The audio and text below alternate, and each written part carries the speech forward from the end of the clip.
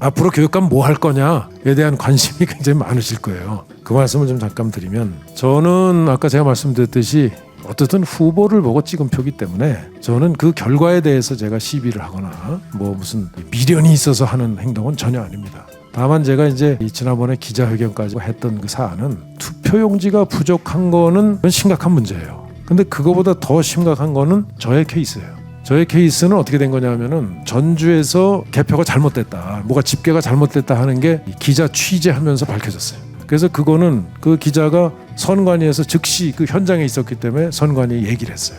근데 선관위에서 그거 무시하고 당선자 발표를 해버렸어요. 그 다음날 그래가지고 거기는 낙선한 사람이 고발을 해서 그 선관위에 전부 수사를 받습니다. 왜 알면서도 이걸 시정을 안 했는가? 알면 그걸 다 확인하고 투표함을 다시 확인해야 되는 의무가 있는데 그걸 안 했는가 해서 압수수색이 들어가고 지금 조사를 받고 있어요. 근데 제 케이스의 경우에는 그 기자가, 그 KBS의 전주에 근무하는 기자가 경기도 교육감 선거에 대해서도 관심이 생긴 거예요. 전주 사례를 보고. 그래가지고 자기가 연결이 되는 두 지역이 어떻게 수소문해 보니까 두 지역이 연결이 돼요. 개표 장소에 들어간 사람이.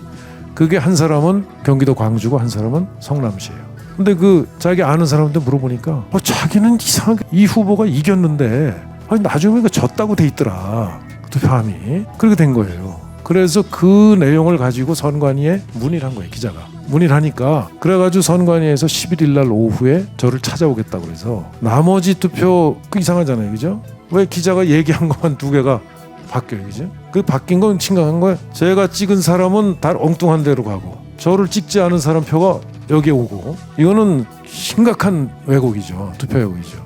그런 상황에 와서 제가 언론에 공개하고 질의응답을 받으면서 만나자 이랬더니 선관위가 그렇게 못하겠다 하고 사과문을 내버렸어요. 사과문을 냈는데 그 사과문에 전수조사 해본 결과 그 두 군데만 잘못됐다 이렇게 냈는데 저는 그거에 의혹을 지금 밝히라는 겁니다. 그래서 이거는 몇 표의 문제가 아니에요. 몇 표의 문제가 아니라 이건 매우 심각한 거예요.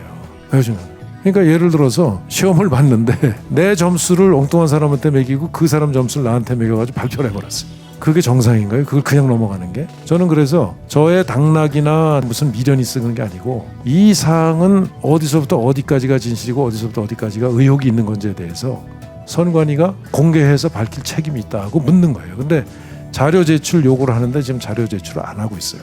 그래서 제가 지금 계속 기자회견하고 싸워나갑니다. 그래서 제가 이 문제에 대해서는 제가 평생 동안 저는 공직을 했습니다. 그죠? 사기업에서는 한 번도 근무를 안 했고 제가 그러고 책임 있는 자리에도 수도 없이 많은 그 기회를 가진 굉장히 영광스러운 그 기회를 국가로부터 부여받았던 사람이에요. 그러면 지금까지도 공인이고 저는 공인으로 70살까지 지금까지 제가 살아온 이 기간은 공적 책임이 저 스스로도 국민들에게 있다고 생각합니다. 이게 저한테 당긴 문제인데 제가 문제 제기하면 이건 끝납니다. 없는 일 돼버려요.